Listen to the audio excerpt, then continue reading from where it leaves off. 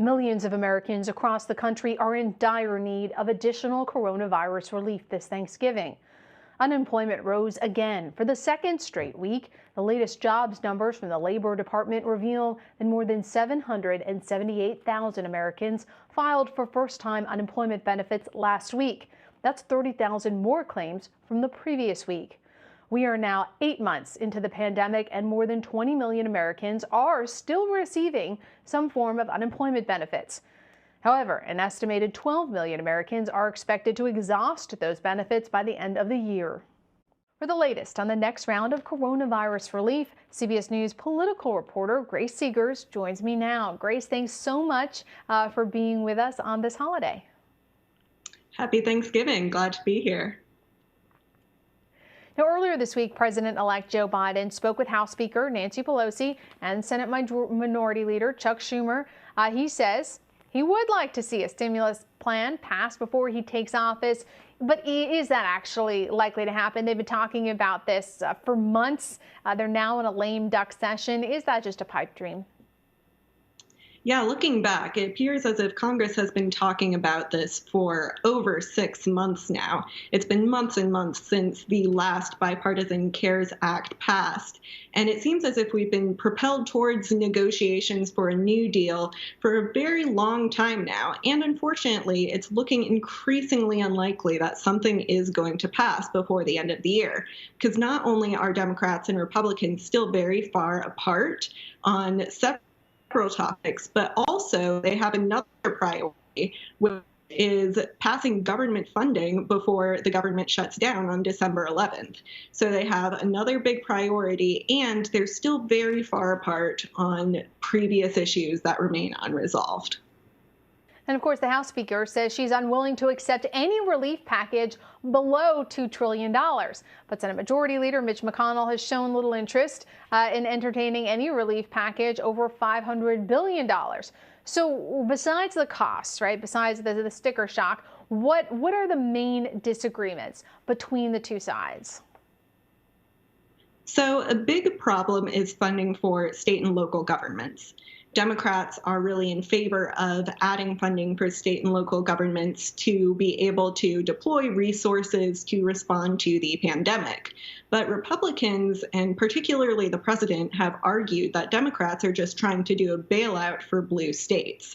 So there's a lot of disagreement on whether there should be funding for state and local governments, and something that both sides seem to be unwilling to budge on. Another issue is a pet issue of Senate Majority Leader Mitch McConnell, which is liability protections. So he wants protections for businesses and hospitals and schools so that they can't be sued related to the coronavirus. But Democrats say this isn't an important priority and we should be focused on other things. And then, of course, as you said, there's the price tag itself, where McConnell and Senate Republicans want a far more targeted bill that addresses key priorities, while Democrats want something that is far larger, and both of them seem unable to meet in the middle. But is there anything that they actually agree on? I mean, are there any areas of common understanding? Because for a time, there were some things they agreed on, but they kept shifting. Yes, there are quite a few things that they agree on, actually. It's just that the big sticking points are the ones that are proving to be problematic. But they agree on extending funding for the Paycheck Protection Program, which aids small businesses. They agree on extending funding for schools, for improving testing and tracing. So there are several issues that they actually agree on, but it's these sticking points that make it very difficult for them to reach a deal, particularly since both sides are so entrenched.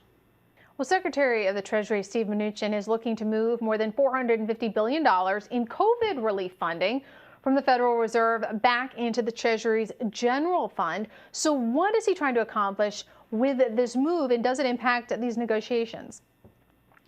You know, it's very hard to see what he's actually trying to accomplish with this move, because you saw the Federal Reserve, in a very rare rebuke, say that they disagreed with Mnuchin's decision. And it's hard not to see this as something petty, like trying to make it more difficult for the Biden administration to come in and implement coronavirus relief. So it's really unclear what he hopes to accomplish from this, because with the expiration of some of these programs, it's going to be very difficult for Americans who are already suffering from unemployment or concerned about losing their jobs.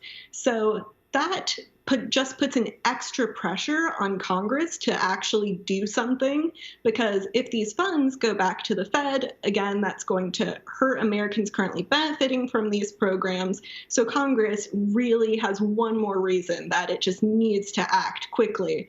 But unfortunately, we're probably not going to see that. And the outcome of Georgia's Senate runoff will also impact this, right? Yes, it will. So right now, we're not sure who will control the Senate in the new year, because Republicans right now have a very slim majority of 50 to 48, but there are two important Senate runoff elections in Georgia in January. And if Democrats win both of these seats, then that would give the Senate a 50-50 split, meaning that Vice President-elect Kamala Harris would be able to break a tie, therefore giving Democrats a very small majority. So this means that Democrats would control the House and the Senate and the presidency. So Biden would be able to implement some of his policy priorities. But if Republicans hold one or both of those seats, then Republicans will maintain control of the Senate, meaning that it'll be a lot harder for Biden and House Democrats to get these priorities through. Grace, thank you so much. Thank you.